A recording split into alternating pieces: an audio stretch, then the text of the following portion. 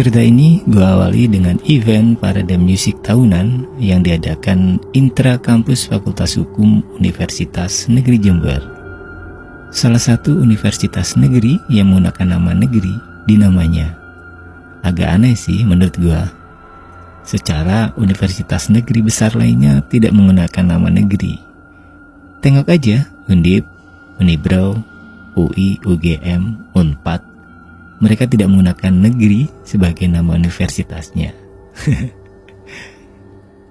Nah, selepas selatan musik tahunan yang melibatkan gue sebagai MC tetapnya selama gue kuliah, ada salah satu panitia yang cukup punya pengaruh di antara kami jatuh sakit.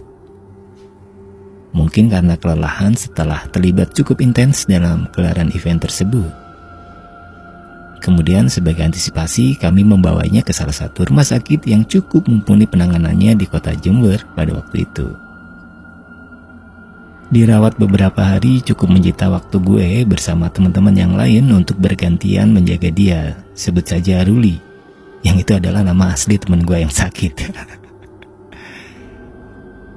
Walaupun pada akhirnya kami tidak bergantian, tapi tetap selalu berkumpul di depan kamar pasien untuk memanfaatkan waktu berkoordinasi selepas event. Yang kebetulan depan kamar pasien cukup luas untuk kami bisa nongkrong di tempat tersebut. Ada satu kursi santai yang bisa buat nyender dan rebahan dan satu set meja kursi di depan kamar tersebut.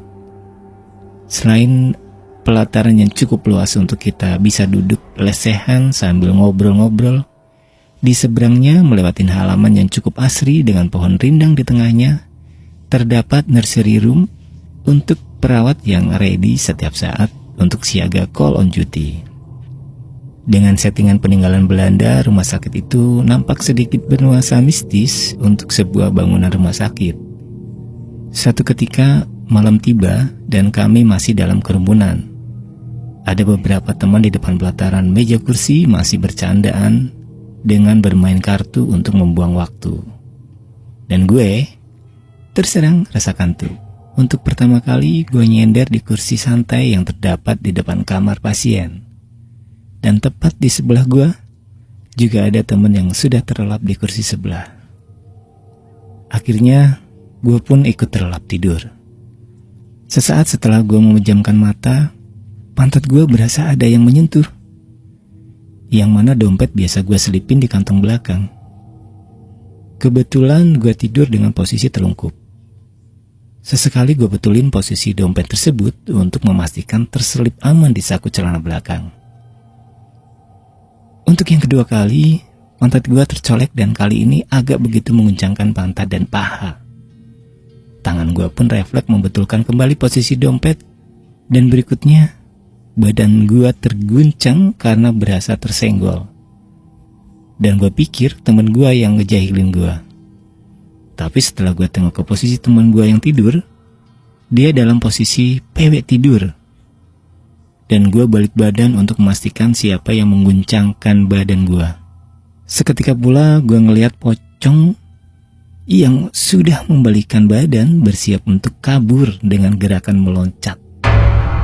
Gue hanya bisa terduduk sembari tenggorokan ini tercekat untuk berteriak minta tolong teman-teman gue. Dan gue gak ngelihat secuil pun teman gue ada di depan gue. Padahal tadi mereka masih ada di sana.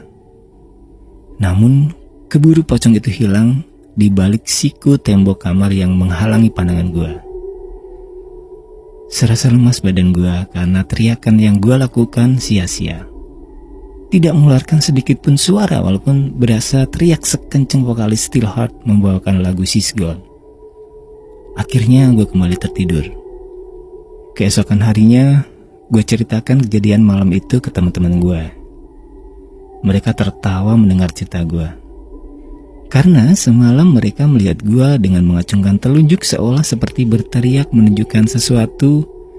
Tetapi mereka menyangka gue mengigau karena kedapatan gue tidur di kursi santai. Ternyata mereka masih ada di tempat mereka nongkrong bermain kartu dan gue gak ngeliat mereka. Tapi mereka ngeliat gue seperti melihat hantu. Dan gak lama setelah kita saling cerita, di malam itu juga di ruang nursery room, ada suara perawat tertawa cekikikan, tapi setelah ditengok, tidak ada satupun perawat yang ada di ruangan tersebut. Datang petugas security yang menanyakan pada kami, apakah semalam ada yang didatangin makhluk halus?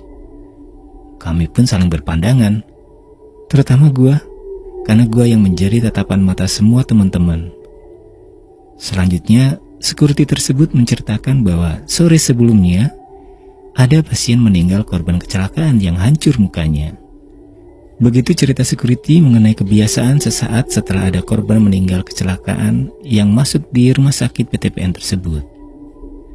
Rumah sakit peninggalan Belanda dengan suasana yang bisa Anda bayangkan keangkerannya itu tidak kami duga sebelumnya dengan cerita-cerita mistis yang kami dapat informasinya dari security pagi itu. For your information, seumur-umur gue baru ngeliat pocong dan ngejalin gue ya saat di rumah sakit PTPN Jember itu.